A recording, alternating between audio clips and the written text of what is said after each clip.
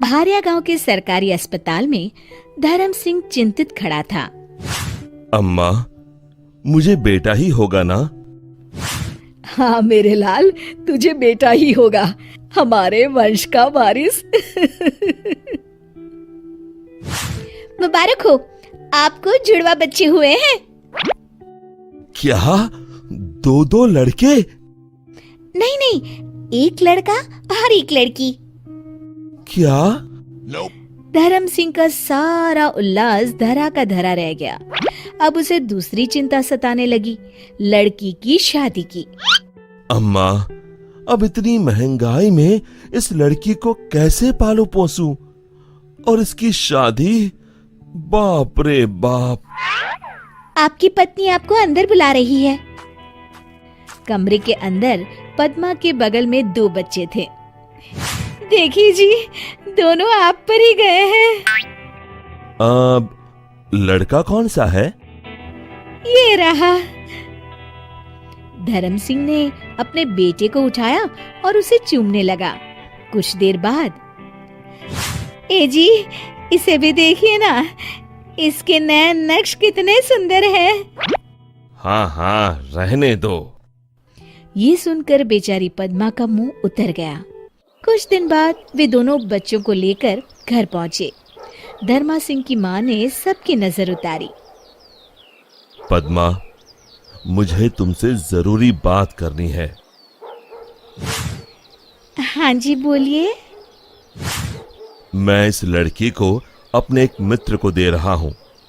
अब से वही इसका पालन पोषण करेगा। लेकिन ये हमारी बेटी है।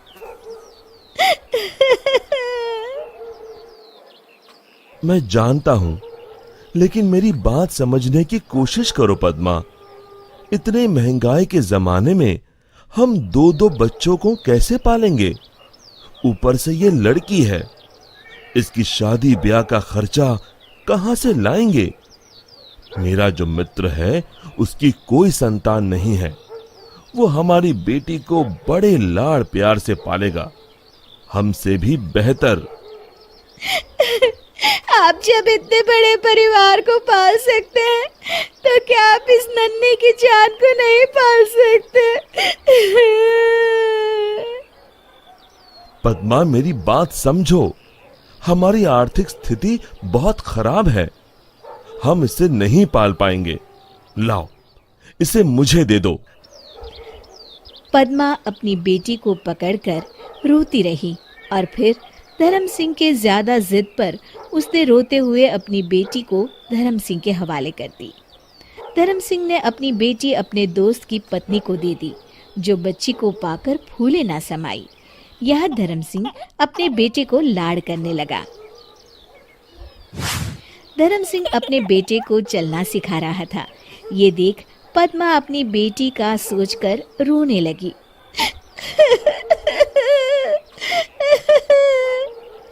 जैसे जैसे धर्म और पद्मा का बेटा बड़ा होता गया, वैसे वैसे उसके लाड़ भी बढ़ते गए।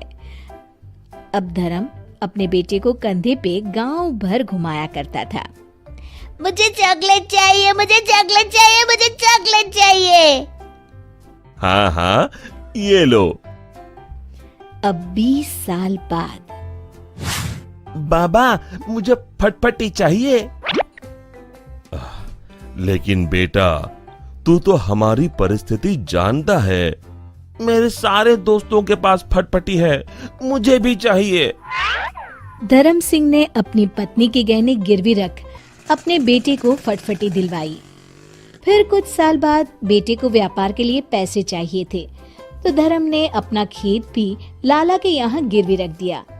धर्म ने अपने बेटे के लिए गांव में एक किराने की दुकान खोल दी, जिससे अब उसका बेटा कुछ न कुछ कमा ही लेता था। और फिर बड़े धूमधाम से उसकी शादी भी करवाई। लेकिन ब्याह के बाद लाड साहब के तेवर और भी बदल गए। धर्म का बेटा हमेशा उससे झगड़ता रहता।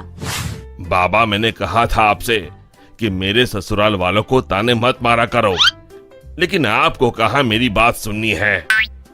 अरे बेटा, मैं तो बस समधी जी से मजाक कर रहा था। मजाक? आप उन्हें ताने मार रहे थे।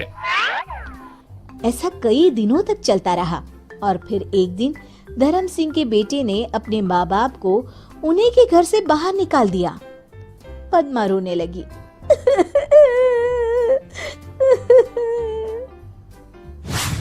अरे बेटा, ये तू क्या कर रहा है?